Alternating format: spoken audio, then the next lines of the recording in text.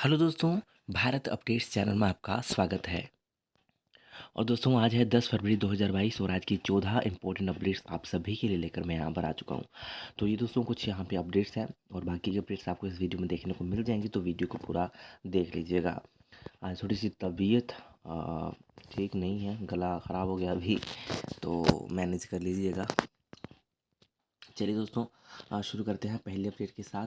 तो आपकी फरमाइश के ऊपर आप बोल रहे थे कि जो कोविड की अपडेट है वो भी दिया करो। तो वो होता है ऐसा कि कई बार नहीं आती है, ऑफिशियल जो होती है कई बार नहीं आती है, तो वो मैं नहीं अपलोड कर पाता हूँ। तो आज ये आई है तो मैं आपको यहाँ पे बता देता हूँ। तो हिमाचल में 24 घंटों में आए हैं कोरोना के 653 नए केस, 1042 हुए ठीक। कांगड़ा में 185, हमीरपुर में 86, मंडी में 85, शिमला में 60, चंबा में 54, सिरमौर में 46, बिलासपुर में 44, सोलन में 38, ऊना में 29, कुल्लू में 12, किन्नौर में 10, लाहौल स्पीति में 4। और कुल संक्रमितों की संख्या की बात करें 2,78,651 और एक्टिव केस हैं 4,421 और अब तक जो है 2,70,165 जो है लोग ठीक हो चुके हैं। तो ये दोस्तों अभी तक की लेटेस्ट अपडेट है। ठीक है, चलिए नेक्स्ट अपडेट ये रही। Atal tunnel Rohtang Guinness book of world record में दर्ज। सामरिक महत्व की 10,000 फीट ऊंचाई से गुजरने वाली दुनिया की सबसे ऊंची लंबी यातायात टनल होने का मिला तमगा।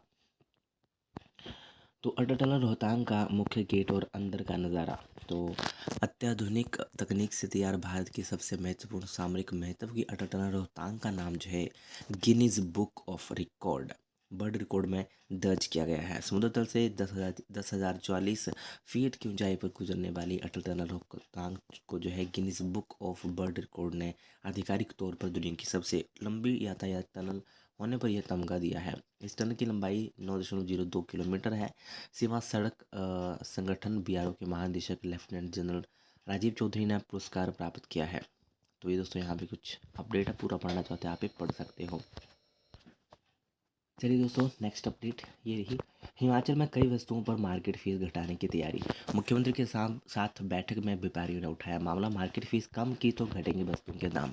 तो यहाँ पे हिमाचल प्रदेश में कई वस्तुओं पर मार्केट फीस घटाने को जो है कुछ घटाने तो कुछ पर इसे ख़त्म करने की तैयारी है। अगर ऐसा होता है हुआ तो कई वस्तुओं के दाम कम हो जाएंगे। राज्य सचिवालय में हिमाचल प्रदेश व्यापार मंडल की बैठक की अध्यक्षता करते हुए मुख्यमंत्री जयराम ठाकुर ने बुधवार को वस्तुओं पर मार्केट फीस युक्तिसंगत बनाने के लिए कृषि सचिव की अध्यक्षता में समिति गठित करने की घोषणा यहाँ पे की है। तो इस चीज़ पर जो है यहाँ पर ये कम हो जाएगा चिकन का प्राइस। हाँ, तो ये आप देख सकते हो यहाँ पे। नेक्स्ट अपडेट ये रही। सूबे में कोरोना बंदिशों में दी छूट, रात्रि कर्फ्यू खत्म, ठेकेदारों को मिलेगा बकाया भुगतान। कैबिनेट के फैसले। WX फार्म को लेकर सख्ती के नियमों में संशोधन की मंजूरी। फार्म ना होने पर ठेकेदार पर लगेगी 25% रॉयल्टी। 10,000 मीट्रिक टन प्रति माह, अधिकतम 20,000 मीट्रिक टन प्रति कार्य के उपयोग की होगी अनुमति। अगली बैठक दोस्तों 14 फरवरी को, जैसे कि आपको मैं बता रहा था, तो सीएम ने सुबह 10 बजे ही बुला ली थी ये जो बैठक हुई थी इसमें मंत्री। और अब जो है अगली बैठक 14 फरवरी को होने वाली है। ठीक है, तो ये कैबिनेट की बैठक में आपको मैंने कल बता ही दिया था कि 50% क्षमता के साथ अभी जो है सामाजिक और जो भी कार्यक्रम है विवाह शादियों में आ सकेंगे 50% कैपेसिटी के साथ। और इसके साथ दूसरा, स्कूलों के ऊपर कोई भी निर्णय फिलहाल के लिए तो नहीं लिया गया था। और बाकी मैंने आपको कल बताया हुआ वो आप चेक कर लेना। ठीक है, हड़ताल खत्म। प्रदेश भर के ठेकेदार मांगों के लिए 3 दिन से थे हड़ताल पर। चलिए दोस्तों नेक्स्ट अपडेट ये रही। अगले वित्त वर्ष में हिमाचल को 5% अतिरिक्त कर्ज देगा नाबार्ड। कृषि मंत्री वीरेंद्र कंवर ने नाबार्ड स्टेट फोकस पर पेपर 2022-23 का किया विमोचन। कृषि मंत्री ने बैंकरों को गरीब किसानों को लघु ऋण देने के लिए किया प्रोत्साहित। तो ये दोस्तों यहाँ पे अपडेट है। नेक्स्ट अपडेट ये रही। येलो अलर्ट के बीच प्रदेश के ऊंचे क्षेत्रों में हल्का हिमपात, शिमला में गिरे ओले। आज से साफ रहेगा मौसम। 165 सड़कें अभी तक बंद। तो सुबह में ही बुधवार को येलो अलर्ट के बीच प्रदेश के ऊंचे क्षेत्रों में हल्की बर्फबारी हुई है, जबकि मध्यवर्ती और निचले क्षेत्रों में बारिश और ओलावृष्टि हुई। शिमला में देर शाम ओले गिरने से सड़कें सफ़ेद हो गई। राज्य मौसम विज्ञान विभाग का बुधवार से मौसम साफ रहने का पूर्वानुमान है। राज्य में पिछले दिनों हुई बर्फबारी और ठेकेदारों की हड़ताल के बीच 165 सड़कें बंद रहीं। पेयजल आपूर्ति की 49 योजनाएं भी ठप रहीं, बिजली की एक का एक ट्रांसफार्मर भी बंद रहा। जनजातीय क्षेत्रों के लिए होंगी हेलीकॉप्टर की उड़ानें। तो ये आप यहाँ पे देख सकते हो। नेक्स्ट अपडेट ये रही, चालक पदों के लिए ड्राइविंग टेस्ट 17 से। दोस्तों HRTC तारा देवी में होगा टेस्ट, 22 मार्च तक चलेगी ड्राइविंग टेस्ट की प्रक्रिया। तय तिथि पर न आने के बाद नहीं होंगे उम्मीदवारों के साक्षात्कार। तो हिमाचल पथ परिवहन निगम चालक अनुबंध के पदों की भर्ती के लिए जो है शिमला मंडल के उम्मीदवारों के प्रारंभिक ड्राइविंग टेस्ट मंडली धर्मशाला कर्मशाला तारादेवी में 17 फरवरी से 22 मार्च तक चलेंगे। तो यहाँ पर जो है 2545 उम्मीदवारों के टेस्ट लिए जाएंगे। 222 के आवेदन जो है रद्द हो गए हैं। तो ये दोस्तों सभी के रोल नंबर हैं यहाँ पे, ये देख सकते हो यहाँ पे। ठीक है, नेक्स्ट अपडेट ये रही, विश्वविद्यालय में सुबह 9 से रात 9 बजे तक खोले पुस्तकालय। SFI ने लाइब्रेरी को सौंपा मांग पत्र। परीक्षा नज़दीक होने से छात्र नहीं कर पा रहे हैं तैयारी। सरकार के आदेशों पर विश्वविद्यालय जो है पुस्तकालय को 50% क्षमता के साथ खोले जाने के बाद अब SFI ने पुस्तकालय को सुबह 9 से लेकर रात 9 बजे तक और 24 घंटे सेक्शन खोलने की मांग की है। इकाई उपाध्यक्ष ने मिले इस नेताओं ने पुस्तकालय की टाइमिंग न बढ़ाए जाने से परीक्षा की तैयारी करने में पेश आ रही समस्याओं को उठाया है। कहा कि मार्च में PG की परीक्षाएं शुरू हो रही हैं। सीमित समय में 50% क्षमता के साथ छात्रों के लिए पुस्तकालय खोलने से देर शाम तक पुस्तकालय में बैठकर पढ़ाई नहीं कर पा रहे हैं, इसलिए पुस्तकालयों को छात्रों के लिए खुला रहने की टाइमिंग को बढ़ाया जाए। कोरोना के कारण छात्रों की पढ़ाई जो है का नुकसान हुआ है। ऑनलाइन चल रही कक्षाओं और अब जो है परीक्षाओं के नज़दीक होने से छात्र मानसिक तनाव में हैं।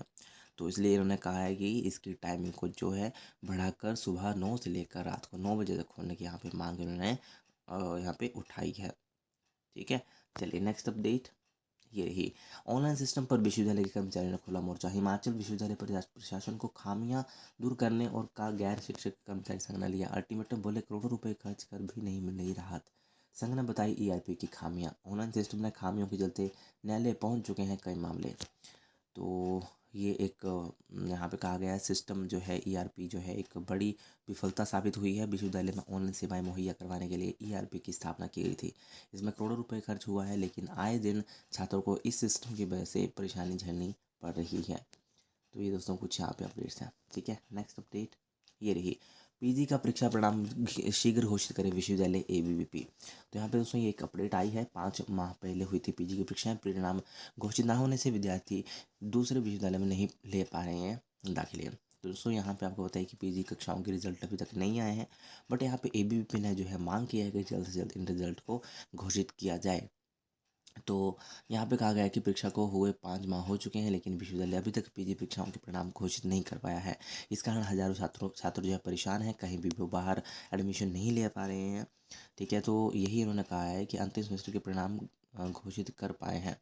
सिर्फ विधि कोर्स के ही अंतिम परिणाम घोषित कर पाए हैं और छात्रों के लिए सुविधा जगह परेशानी खड़ी कर रहा है। पंजाब विश्वविद्यालय में प्रवेश के लिए 15 फरवरी तक परिणाम जमा करवाने का समय दिया गया है। यदि परिणाम ना मिला तो छात्रों का PhD में प्रवेश लेने का मौका हाथ से चला जाएगा। तो आई थिंक दोस्तों अभी आपका रिजल्ट आ सकता है। ये आपको मैं पहले बता चुका हूँ, पहले ही बता रहा था और न्यूज़ में भी आया था। शायद 15 तक आपका रिजल्ट ये दे दे, 15 से पहले पहले या 15 को ही हो सकता है आपका रिजल्ट दे दें। ये न्यूज़ में आया था, बाकी देखते हैं कब ये डिक्लेयर करते हैं। 10 तो हो गई है, कभी भी आ सकता है। ठीक है, नेक्स्ट अपडेट दोस्तों ये रही, CBSE की 10वीं और 12वीं बोर्ड के दूसरे चरण की ऑफलाइन परीक्षा 26 अप्रैल से। दोस्तों इनकी परीक्षाएं 26 अप्रैल से छोटी परीक्षाएं इनकी होंगी। 10वीं और 12वीं की कक्षाओं की डेटशीट जल्द ही जारी की जाएगी। चलिए दोस्तों नेक्स्ट अपडेट ये रही, छात्रावास अधीक्षक भर्ती परीक्षा का परिणाम घोषित। HPSSC ने दोस्तों 792 पोस्ट कोड का रिजल्ट जो घोषित कर दिया है। चलिए नेक्स्ट अपडेट ये रही, दूसरे राउंड की काउंसलिंग आज से शुरू होगी। तो ये मैं कल बता चुका हूँ आपको, ऑफिशियल भी, तो वो आप चेक कर लेना। MBBS की खाली सीटें, BDS में पहले राउंड में ये रही खाली सीटें और BAMS और BHMS की पहली आवंटन सूची जारी। 15 और 17 फरवरी को आवंटित कॉलेज में करना होगा रिपोर्ट। चलिए दोस्तों नेक्स्ट अपडेट ये रही, सिरमौर की 5 कंपनियां देंगी 226 बेरोजगारों को रोजगार। ITI नाहन में 15 फरवरी को होंगे कैंपस साक्षात्कार। तो तकनीकी प्रशिक्षण केंद्र नाहन में 15 फरवरी को 226 पदों के लिए कैंपस इंटरव्यू होंगे। ठीक है, तो इसमें जो है बताया कि मैसेज सन फार्मास्यूटिकल्स, हिमाचल पोलियोलेम्फिस limited, Shivom Cotspin limited, GMT pharma international और विशाल इंजीनियरिंग कंपनी यूनिट 2 में युवाओं की भर्ती की जाएगी। 20 से 35 आयु होनी चाहिए और किसी भी ज़िले से बेरोजगार जो है भाग इसमें ले सकते हैं। ठीक है, तो क्वालिफ़िकेशन दोस्तों मैं यहाँ पे कर देता हूँ। कइयों के लिए बीएससी केमिस्ट्री माँगी गई है, कइयों के लिए साइंस अगर आपने 12th में की है तो उसके लिए साइंस भी माँगी गई है। ठीक है, कई आईटीआई वाले भी माँगे गए हैं। ठीक है, और यहाँ पे न्यूनतम वेतन 9,000 है और बाकी पोस्ट के हिसाब से होगा शायद, तो वो आप यहाँ पे देख लेना। मैं इसको थोड़ा और जूम आउट कर देता हूँ, ये आप देख लेना किसके लिए कितना है और क्या क्या लगेगा। अभ्यर्थी अपने साथ तो पासपोर्ट साइज़ फ़ोटोग्राफ लेकर आए, मूल प्रमाण पत्र, बायोडाटा की कॉपी और अनुभव प्रमाण पत्र लेकर पहुँचे। हाँ, कईयों में इन्होंने अनुभव भी मांगा है। ठीक है, तो वो आप देख लेना, यानी कि एक्सपीरियंस। तो ये कुछ है यहाँ पे। ठीक है, बी फार्मा अगर है 3 साल के एक्सपीरियंस के साथ तो वो भी यहाँ पे जा सकते हैं। ओके, तो दोस्तों ये थी आज की कुछ मोस्ट इंपॉर्टेंट अपडेट्स। वीडियो अच्छी लगे तो लाइक शेयर, चैनल को सब्सक्राइब जरूर करिएगा मेरे लेटेस्ट अपडेट्स के लिए। Thank you.